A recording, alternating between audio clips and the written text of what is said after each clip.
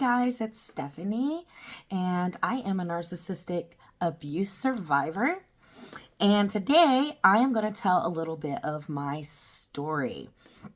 I am also a life coach for those who are dealing with narcissistic abuse, who are trying to get out of relationships with narcissists, and also those who are out and are in recovery. I bring a biblical standpoint to what our world today calls narcissist as a diagnosis, and I bring a light that these people are not just narcissists, but they are ran by demonic spirits. I am not a therapist, and this is in no way, shape, or form a means for you to stop going to therapy or any of the sort. So if you are in therapy, continue to keep going. Do not stop going. Don't use this as an avenue of therapy, but of awareness. If you know someone who is going through narcissistic abuse, who is married to a narcissist, who's in a relationship with a narcissist, or even someone who goes to church and there is spiritual narcissistic abuse going on. If you're in a workplace or families, friendships, children even, and you want to help sound the alarm on exposing the darkness and the demonic spirits behind narcissistic abuse, please like, share, and comment this. That way we can save people, because people actually lose their lives when dealing with narcissistic abuse. Women, children, and males also go through narcissistic abuse, and it is on a rise because the devil is not stopping. He knows his time is about up, so he is using this as a weapon of warfare. So I'm going to get into my story. And I was not living right at the time. I was not saved. I was completely backslidden. And, I knew I had a calling on my life to go into ministry. I knew that God wanted me to be in ministry, and I was running full force the opposite direction and was not heeding to the call. And I made choices and decisions to enter into a relationship that I knew that I should not be in, because I was looking for something that was right in front of my face. I was looking at something that I could see. I was looking at something that I could feel. I was looking at something that could fill a void in me that really only God could fill, and only God has been able to fill. So I am going to go in and kind of read something that I wrote.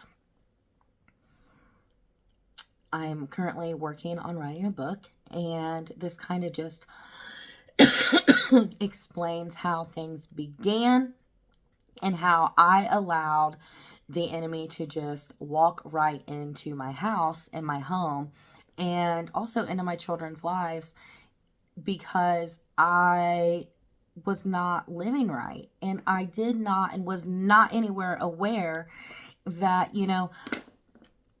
the devil doesn't come. This isn't Hollywood, okay? We're not watching a movie. You're not watching a movie where, it's a scare horror movie. Demons don't come like that, okay? The devil's not gonna come knocking at your door and say, "Oh, I'm here. I'm gonna destroy your life. I'm going to oppress you. I'm going to bring demonic forces and spiritual warfare upon your life." The devil's not going to say, "I'm here to dismantle your calling. I'm here to make sure that you will never speak about the Lord." He's not going to tell you that. He is going to come as like an angel of light, or wrapped up in a pretty bow, and once he makes entryway, then you have a world of hurt on your hands, and it is only God that can deliver you from it. So I'm going to get into this and just read this short bit of what I wrote. I was so broken during the time I met my husband. I had lacked for years to hear someone, anyone, give me words of love and admiration. To find someone that would just love me for me. I met this man through my son who worked with him at the time. We began to talk through Facebook Messenger for months. He oftentimes talked about our signs and how we were so compatible. Sadly, at the time, I ignored it as I was not familiar with them in the first place. He talked about how his family was no longer around and how he didn't have family anymore, and he had no idea where his brother was at. We seen each other in person for 2 short weeks when he told me that him and his children had to find a place to live and they had nowhere to go. He was so kind and said and did all the right things. He did nothing wrong at the time, and he seemed to be perfect. And when I say this, he said all the right things. He gave me the love, everything that I felt like I was lacking, he would say and do. I agreed to let him and the kids stay with us until he could find a place. I was laying in bed one night and I heard this voice. A voice that was so familiar to me. One that I would not listen to at the time. This voice says, "He brings death." I knew this voice. It was the voice of God telling me this man brings death with him. When I say to you that God meant it, he meant it. I did not listen. Within a week, he began to move in. My living room, once was so clean and neat and tidy, was soon filled with witches, gargoyles, skulls, and demonic altered idols. The strange thing about these items was it was as if they had been packed away for a very, very long time. There was dust on them, cobwebs on them. It was like they had come out of an attic. My loving home quickly turned into nothing but a demonic realm. Then came in all the firearms, in which I'm not against firearms at all. However, we are talking guns, stacked on top of guns. I couldn't tell you the amount of boxes of bullets, thousands of bullets, and gunpowder. I remember one day as I stood alone in my home, feeling like I had been put under some kind of spell. I had no idea what had happened and couldn't even tell you how this had gotten this far. Why wasn't I saying anything? Why was I just going along with things I knew I did not want or that I didn't believe in? When we spoke over the phone, he would tell me that I was meant to save him. He would say that God sent him to me, that I was meant to save him. It was always I was meant to save him. I remember times we would be sitting in our room, he would begin to hear things and start to say, "In the name of Michael, I command these and I command that." All the while I was shaking. Literally, I remember shaking and trembling inside. As I knew and felt completely off in my spirit, which I knew. When I would tell him that it wasn't through him, but it was through the name of Jesus, he would shake his head and tell me, no, you need to start thinking differently.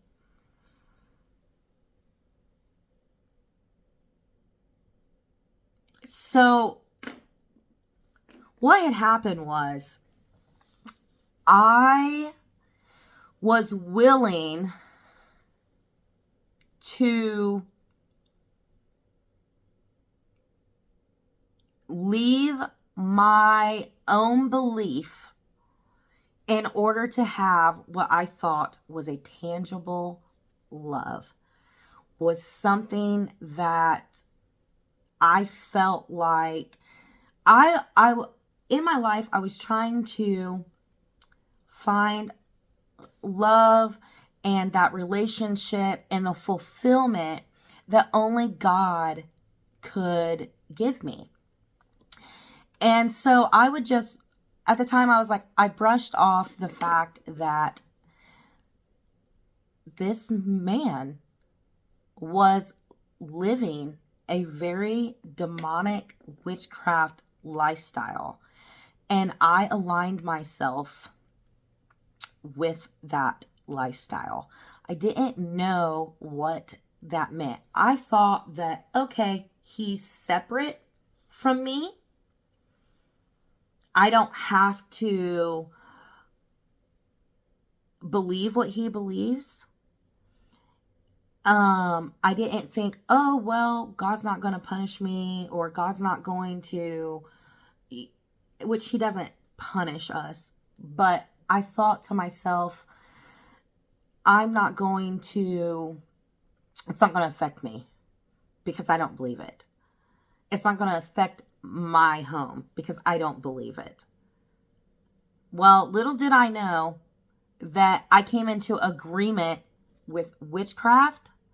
I came into agreement with the assignment that the enemy had put on my life. I didn't know what that assignment was at the time, but because I opened up my door and I opened up my life and accepted this person into my life, I opened up an entire world of demonic influence on my life. So weeks are going by, months are going by, and things are kind of okay. One morning, I took the kids to school and I came back home. He was upstairs. He always left after the kids were in school. He would leave to go to work. And, you know, everything still felt off. I still felt really off. But I was, trying to make this relationship work because, again, he was saying all the right things and doing all the right things. But that morning, I came in and I had video surveillance around the house, outside, and one that would watch just the hallway in our house, the entryways of the house if someone came in or went out. We had teenage kids, so it's like, you're making sure kids aren't sneaking out of the house. But he looked at me and he said, with a smirk on his face, he said, does your cameras alert you when it sees a person? I said, yeah. And he goes, well, can you hear it like on your phone? And I'm like, yeah, I can hear it. And with a smirk, he looks at me and was like, well, you should look at it. And I'm like, okay. And so as I'm looking at him, we're having this conversation. I come back and it looks like he had been hit on his head, or he had these markings on his forehead. And they were like purple. I mean, it looked like a bruise almost. And I was like, oh my gosh, did you hit your head? Like, what happened? And he's like, no. He was like, that comes up whenever I have like a sinus infection. And I'm like, that wasn't there when I left. Like, it was not there when I left. Like, I just seen you. Took the kids to school, came right back. Well, he goes on to work, and I was like, kind of thinking like, okay, I'm gonna pull up my videos and I'm gonna look at this. And so I pull it up because like he was indicating you should look at it. And I thought, oh, well, maybe he did something funny on there. Maybe he, was saying hi or left a message on there. No. I get on there, and at the bottom of my staircase, I see a person standing there. And this is right in front of the door before you will walk out of the door of the front of the house. And as I looked at this image of this person standing there, it looked like what I would say, like the body was like a person. And he would always wear these black hooded sweatshirts. And the face was not his face. It looked almost like a scaly, like a snake, but also looked like a human face with markings on the forehead. The same markings that was on his head when I walked in and had the previous conversation with him. At this point, I knew that I was dealing with a really serious demonic spirit, and that this was just not normal. And so I remember sending him the image and saying, you asked me to look at this. And his response to me was, that's not me, that's you. Well, I never stood there in that where this person was standing, and it was him because he was the only one that was home. And later I'll tell you about how that image was used in a different way, in a different form, to try to dismantle my character through something that family had also done. But I knew I am in a situation I don't know how to get out of. And it was almost like I was under a spell. Excuse me, you guys. And because I didn't know how bad this was. I didn't know if he was like outright practicing witchcraft. I didn't know if in his history he had been practicing witchcraft. Witchcraft wasn't something that, when I thought witchcraft, I thought like spells, curses, things of that nature. I thought Hollywood stuff too. Ouija boards, which I know those things do bring on, and it is a form of witchcraft, but I didn't really know anything about it. Like, we grew up in church, but our parents never really taught us what witchcraft was. What are things that bring in what are these things that bring in demonic spirits, that open up doors and portals? So I was kind of like, what am I up against? Kind of was blowing it off because I was like, it's not something I really want to deal with because the relationship isn't bad. And again, I was still stuck in the mindset that I needed a relationship that showed love and admiration and all these things that I was lacking because I wasn't serving the Lord, and he could have filled those for me. So after that, he was like, that's not me, it's you. So he wanted me to believe that it was actually me. And I knew that it wasn't me. And I knew for whatever reason, that demon wanted me to see it on the camera. And I was shook, like shook to my core, and didn't really understand, like, why am I seeing this? So what I did was just, I blew it off. And then, weeks and months began to go by, and, a lot was going on in the house. There was absolutely no peace. All the kids were fighting. What once was like a peaceful home where, we were laughing and we would play and we would just, it was gone. All of it was gone. We did not have that anymore. And then it began to get to a point where there was constant arguing. Like, we were always fighting about something. Me and the kids could never, do anything right. And it got to a point where I was like, okay, something, like, we're not going nowhere. We're not getting anywhere, okay? And I had told him, I said, we either got to get something fixed, or, we need to break off the relationship at this point. And it wasn't too long after that he things got a little bit better, and he ended up asking me to marry him, and, started love bombing me again. And you're great, you're beautiful, you're this, you're that. He would say, you're the one that is, he would say, you're the one that, needs to run our house. And, because I talked to him about, I would call them like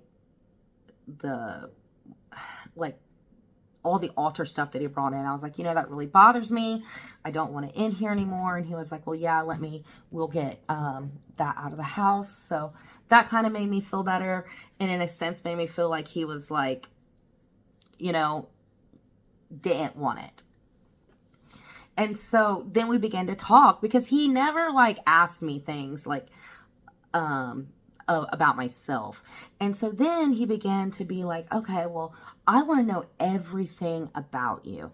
I want to know everything about your childhood, he wanted to know everything. And so we would sit and we would have these talks, and I would just pour my heart out to him and tell him how I was feeling. Little did I know that everything I was telling him, he was going to use against me later. And when I say everything, I mean absolutely everything. I remember at one point, I was sitting on my bed, and I had opened up my Bible and began to just read it. And all of a sudden I hear boom, and he comes busting in. He slams open the door, and I'm startled. I'm like, what's going on? And he looks at me and he goes, you could go be a public speaker. Well, this really went through me, because someone else that I knew prior to that said the same exact thing to me in a very condescending way. I keep kicking this thing. Let me move this back a little bit. In a very condescending way, to shut me up, or to make me be quiet. I was not really allowed to talk about God. I wasn't really allowed to talk about the things of the Lord around that person either. And so when he said that, I was like, the enemy knew. I knew that the enemy knew how much that bothered me. And for my ex to know that was so supernatural. I was like, I was like, okay, this is spiritual warfare. Because again, God is still talking to me. I can still hear him. I can still hear that call. Like, it never went away. Him calling me, calling me out daily, all the time. And I would just ignore it. And I would make excuses like, I'm not ready. I would just make excuses. I would be like, I'm not good enough. I'm not ready. And that's what I would tell myself. And so that's how I knew that being with a narcissist is literally an assignment from the enemy to assassinate you, to assassinate your calling, to assassinate every single thing that it is about you. The enemy wants to destroy.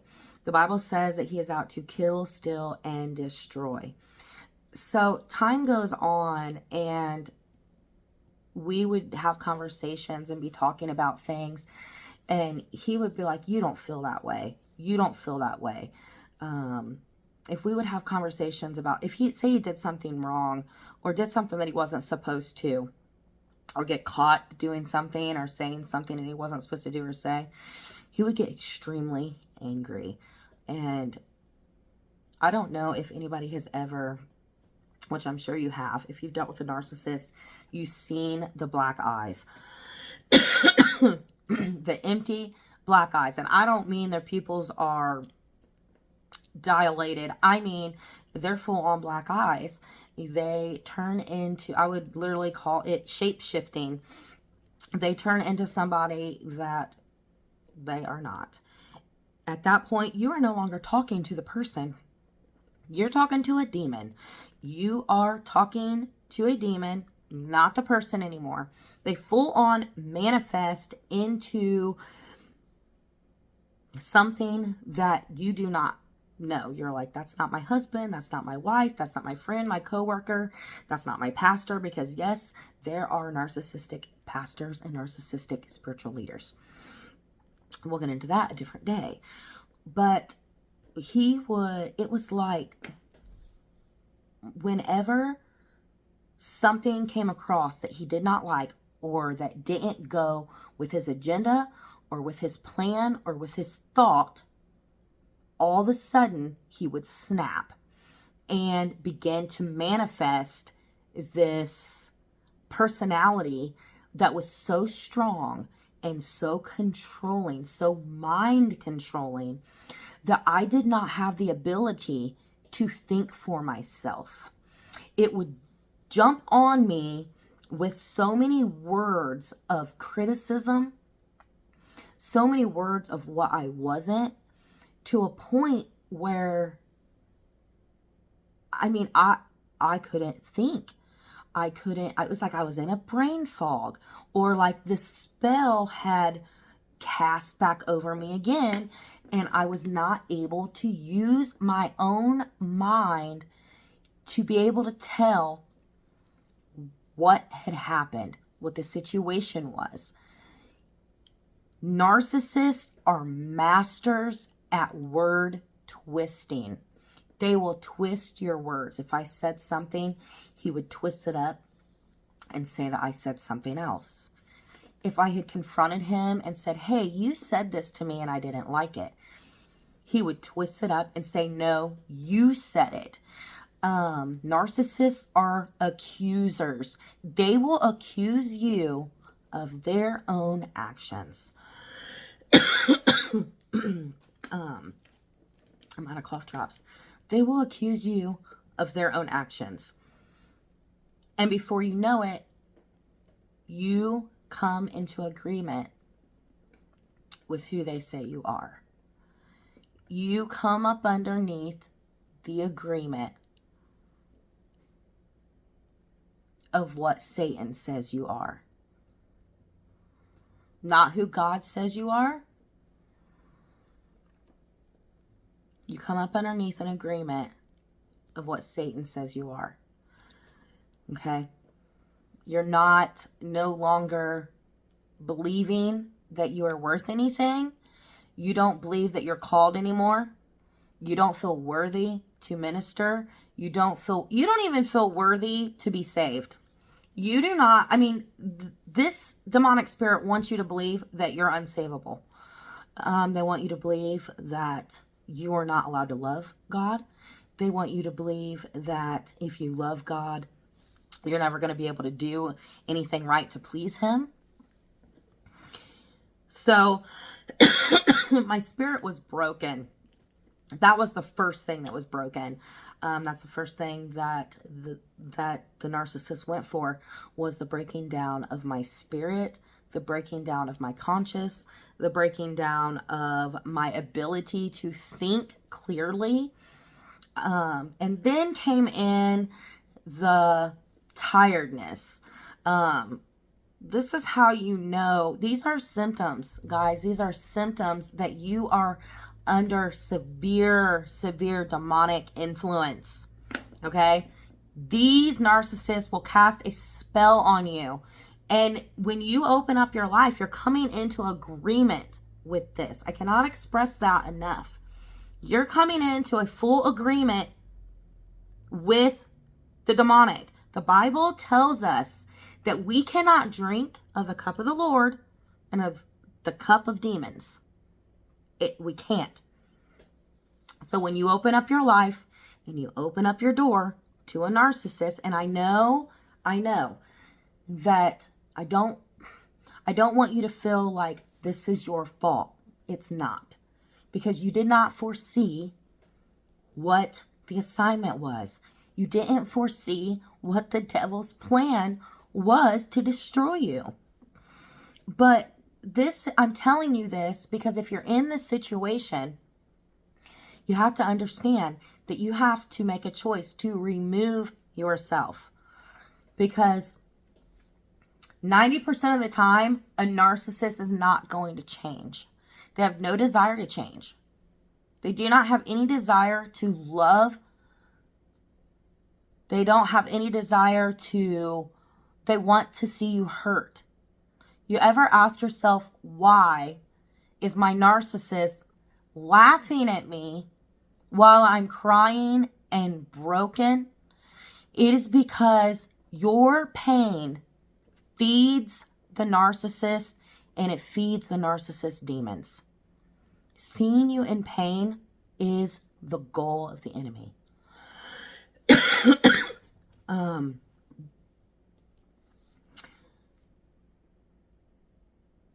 You have to be able to allow God to clearly speak to you. And I know that it's hard, but that's what you have to do. So just know that this is not me saying to you, this is your fault. It's not.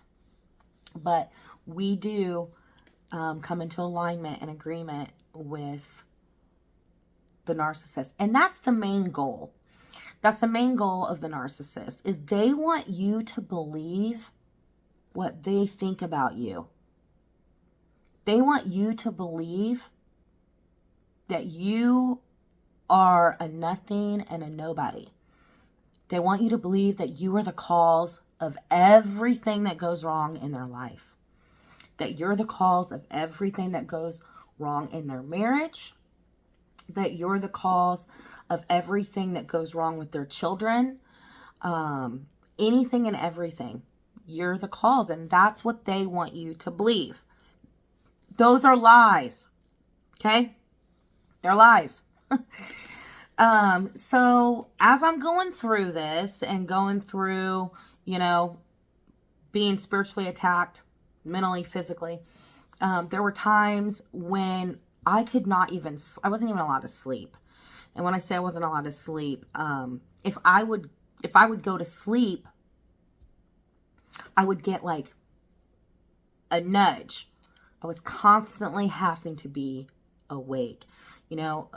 I don't know if any of you guys ever experienced this. From my experience and others that I have talked to, this is definitely a sure sign that you are dealing with a narcissist, is that they don't want you to sleep. They will disturb your sleep as much as they possibly can. They want you tired, because if you're tired, you can't fight back.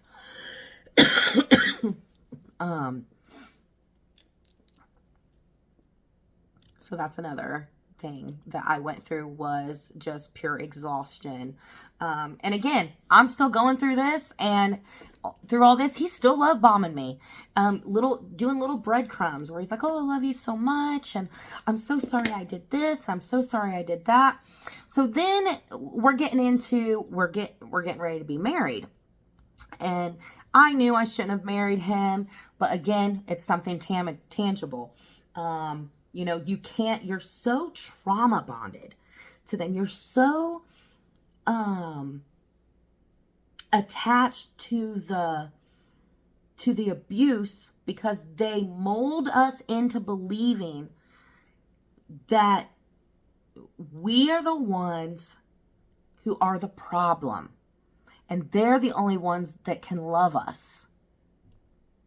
That's what they want us to believe. That is one way that a narcissist gets their victim to believe that no one else can love you and no one else will accept you the way you are.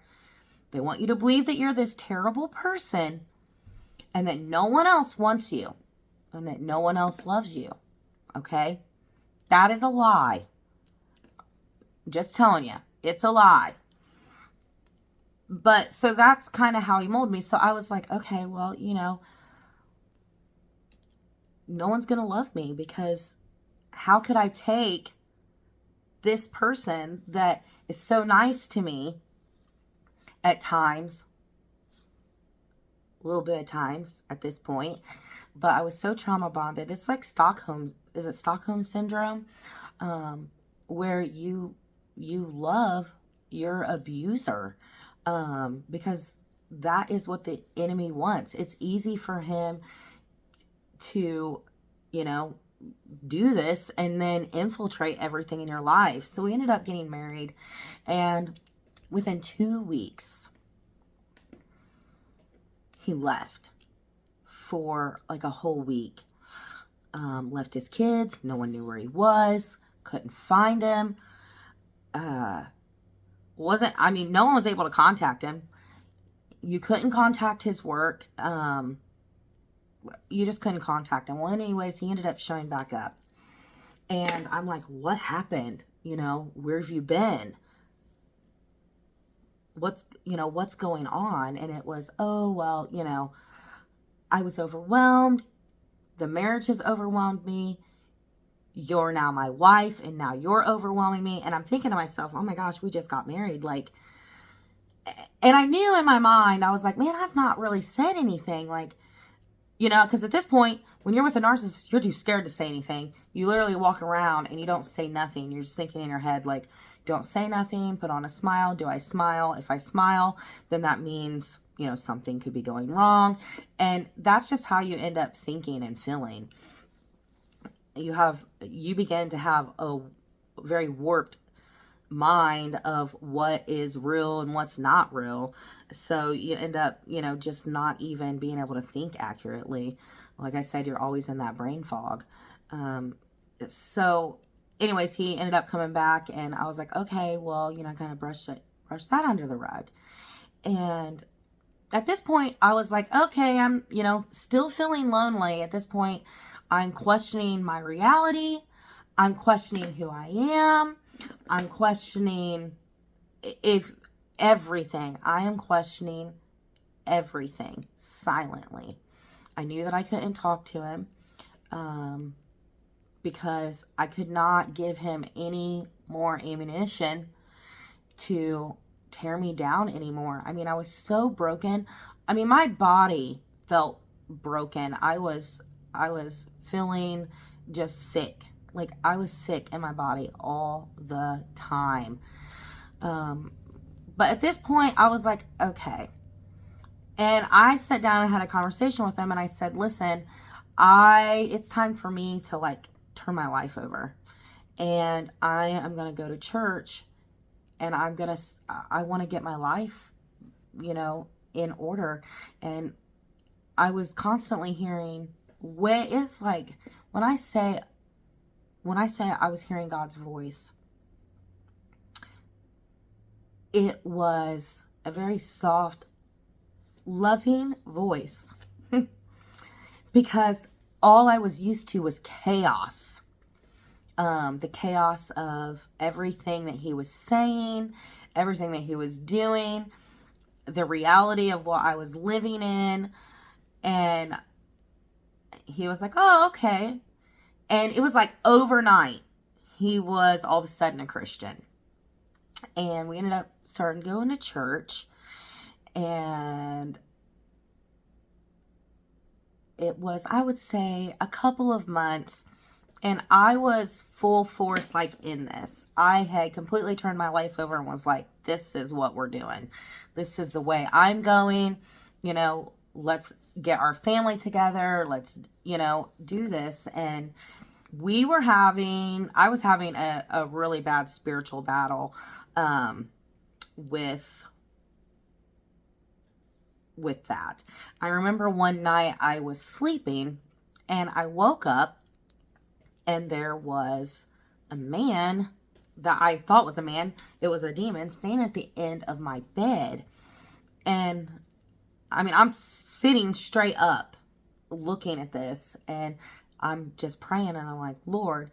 And so I told him the next morning and he says to me, oh yeah, that is my friend. And I'm like, what do you mean that's your friend?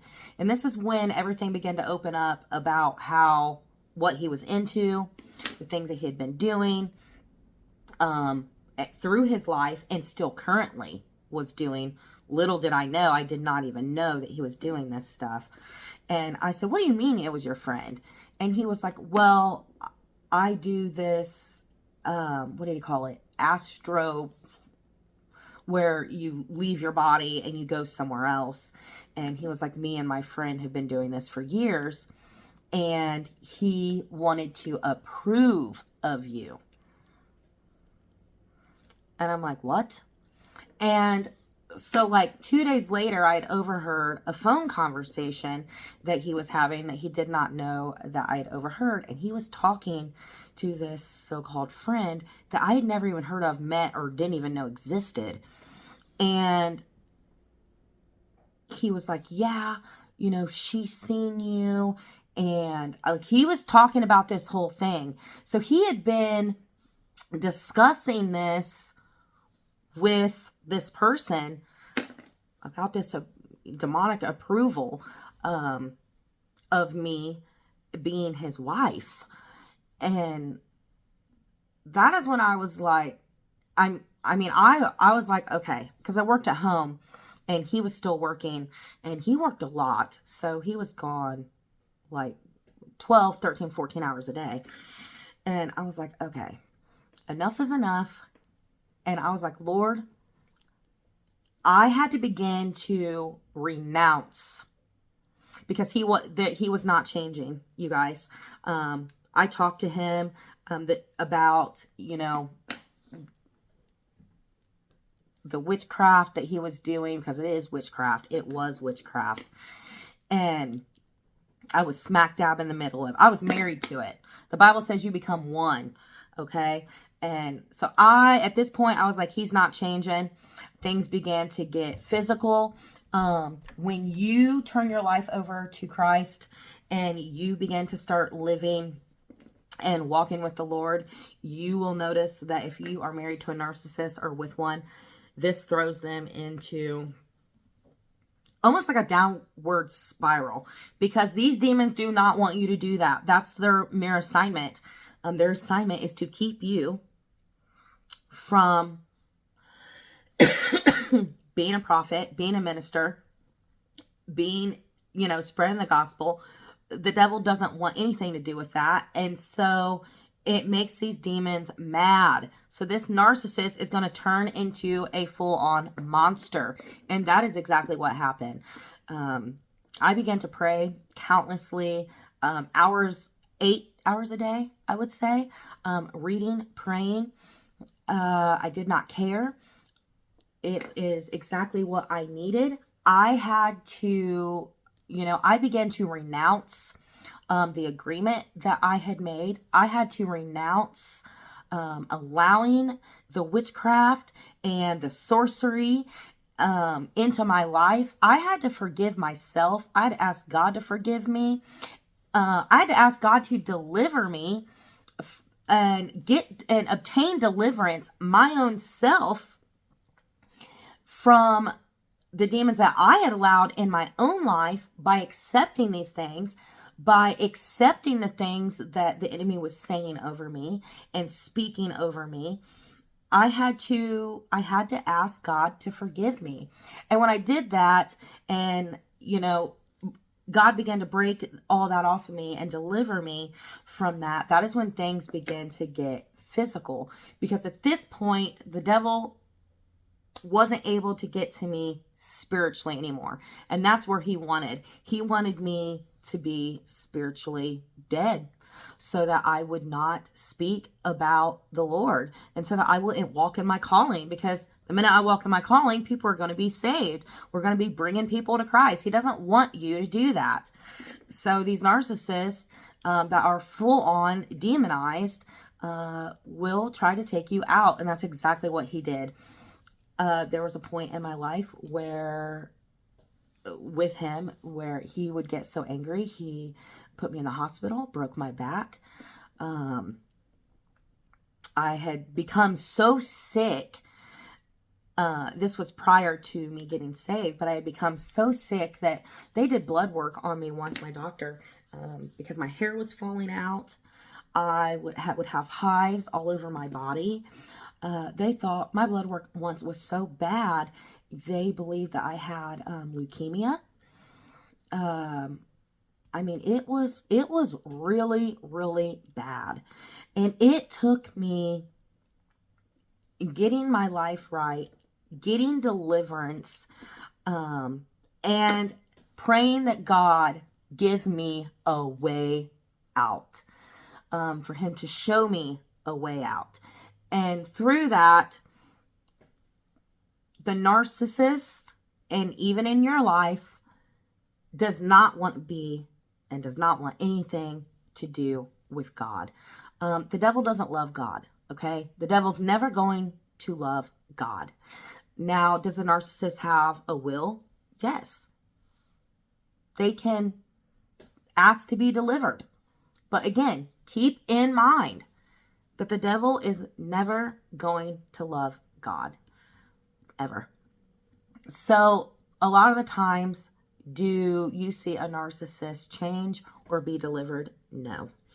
And I was being abused, beaten, and I mean, almost could have very well lost my life. So what I had to do was turn my life over to God. And that's exactly what I did. And eventually he would leave for months and months on end. And I had to ask God to deliver me from a spirit of codependency, of trauma bond, Stockholm syndrome. These are things that develop in the person, in the victim that is dealing with the narcissistic abuse. This is it's very serious. It causes a lot of physical ailments, physical illnesses, in the body, even in your mind, because you're not capable of thinking accurately anymore. And you believe that you're something that you're not. You're scared to even have conversations with people who aren't narcissists. So you have to really turn your life over. You have to turn your life over to Christ. You have to get deliverance. But that's kind of where my story went. And he eventually ended up just finding a new supply, found a new supply, and had already begun to move his things in with her, and had let his friends and his family that he did not have at the beginning of our relationship, that he had kept throughout our relationship. I did not ever get to meet them or see them, except for 2 of his children that lived with us partially. So, that's kind of how I entered into a narcissistic relationship. And I just want to raise awareness that if it feels off, walk away. Walk away.